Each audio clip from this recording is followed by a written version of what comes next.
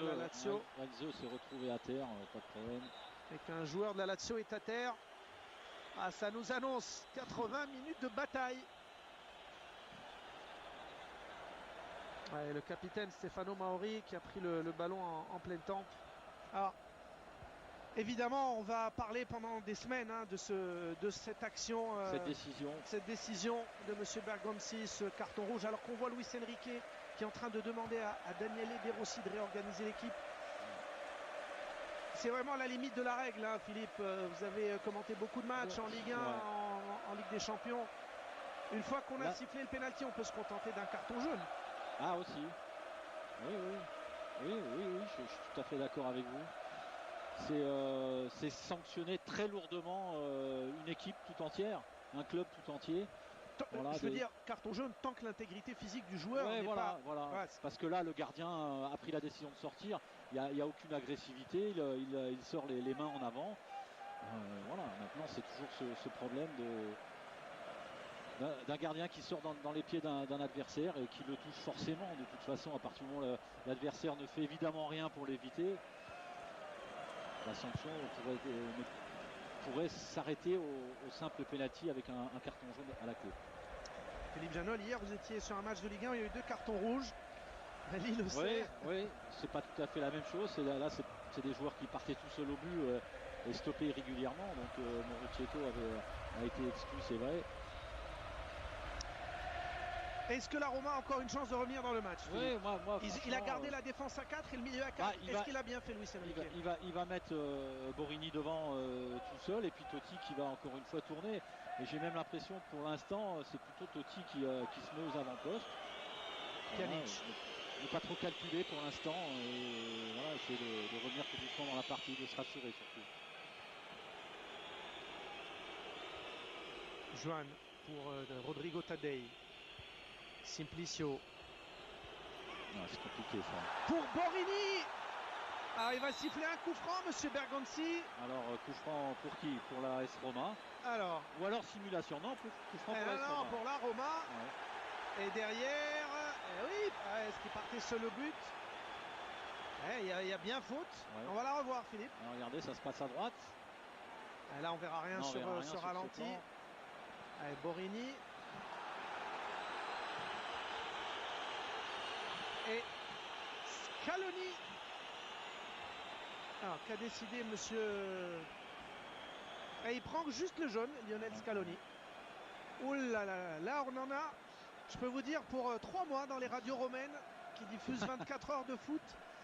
Ouais, parce qu'il y avait déjà des polémiques qui alimentaient bien les journées pour toutes les radios, pour tous les journaux, entre De Rossi notamment, qui avait été sanctionné, elle le rappelle, par Luis Enrique.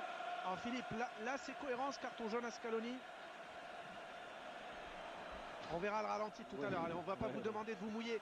C'est un excellent ballon pour la Roma au quart d'heure. Celui-là est franchement très très bien placé.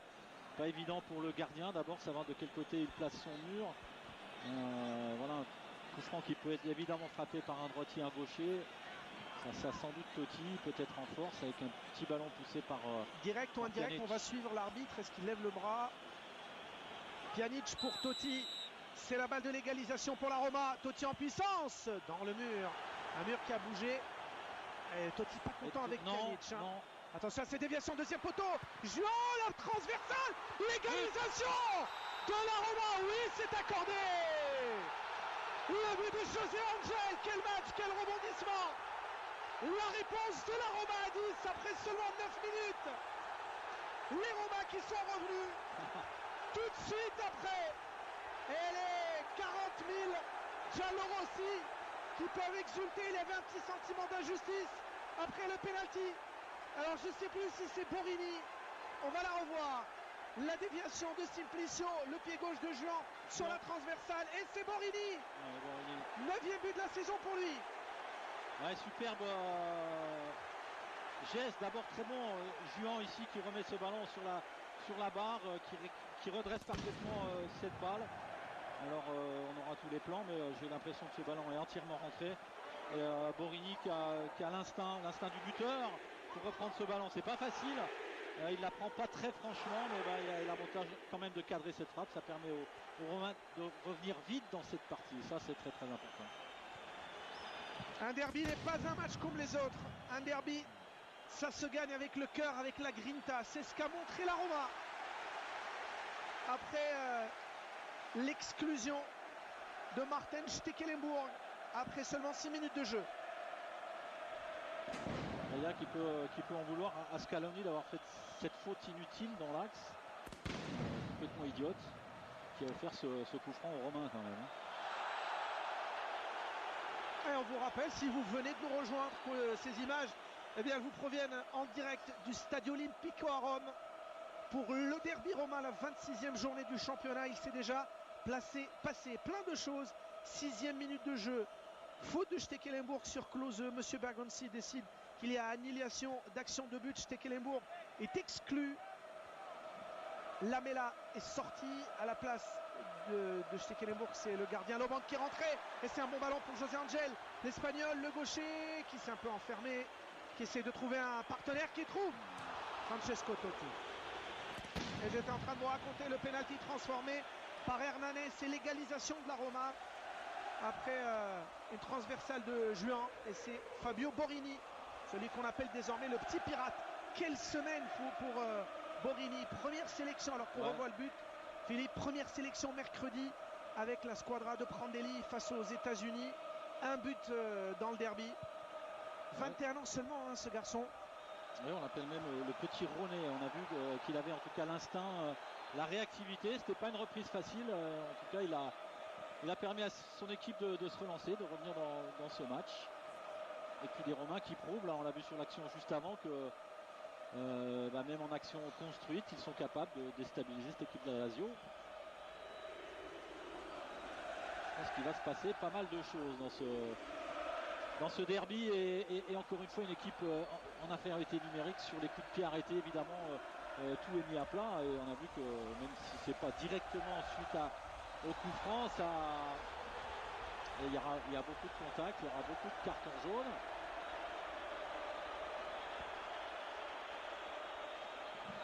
Et Diaz qui fait faute, il n'y a pas une grosse faute sur le capitaine.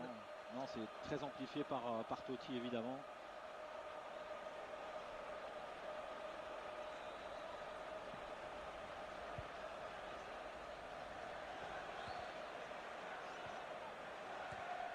On était dans les tribunes la présence du sélectionneur argentin Alejandro Sabella.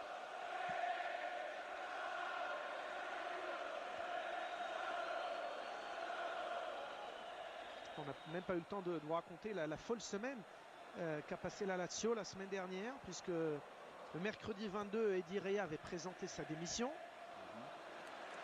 Le jeudi, il était quand même parti à Madrid pour diriger l'équipe en Europa League face à l'Atlético Madrid. Le vendredi, on a annoncé le départ d'Eddie Rea. On a même parlé d'une rencontre entre le président Lotito et Gianfranco Zola à Londres pour qu'il devienne le futur entraîneur de la Lazio. Et puis, 48 heures plus tard, Eddie Rea dit « On a aplani nos différends, pas de problème avec le président, je reste ». Eddie Rea qui est le doyen des entraîneurs de la Serie A. Le voilà Miroslav Klose face à Daniele De Rossi. Le bon geste de Juan, les deux anciens de la Bundesliga, Juan et Klose. Totti, Taddei. On reproche à De Rea la qualité du jeu de son équipe notamment. Et puis le fait d'avoir perdu beaucoup de derby aussi. C'est ça, Mourad. Il y a eu le derby remporté à l'aller par la Lazio de Buzyn avec un but décisif de Miroslav Klose. Avait été le premier derby remporté par la Lazio après 2 saisons où la Roma a aligné 4 victoires. Et ça, c'est impardonnable. Ça, vous pouvez être premier, deuxième, troisième. Si vous perdez contre la Roma à l'aller au retour, c'est pas bon. Vous ne serez jamais adopté par les tifosi de la Lazio. Avantage, c'est bien. Pjanic qui est en train de faire une très très très bonne saison. Et que de regrets pour l'Olympique Lyonnais. Rôle important pour lui bien sûr dans l'animation offensive, très impliqué. Puis on le voit, alors encore une fois, malgré l'infériorité numérique des Romains, à l'image de Pjanic, qui vont vers l'avant, qui font des appels de balles vers l'avant, qui n'hésitent pas à jouer les duels. De Rossi.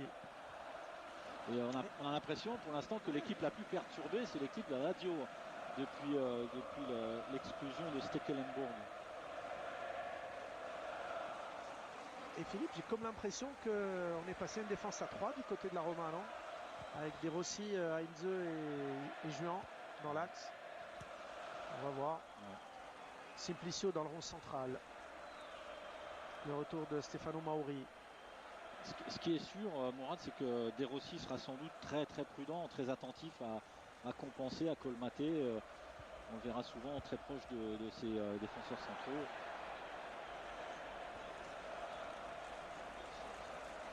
Ça confirme en tout cas que la Lazio est fragile en début de match. C'est le 9e but, celui de Borini, encaissé dans le premier quart d'heure par les Biancocelesti. Ouais, puis on parlait des problèmes défensifs à régler pour la Roma, la Lazio aussi, hein, sur les 5 derniers déplacements. 4 défaites, une victoire, mais 10 buts encaissés, c'est trop, beaucoup trop. Simplicio qui a failli réussir son festival. L'arbitre revient à la faute. Je parlais du rôle essentiel qu'aura l'arbitre aujourd'hui avant ce match. Ça a déjà été le cas. De Rossi pour José Angel. Pjanic.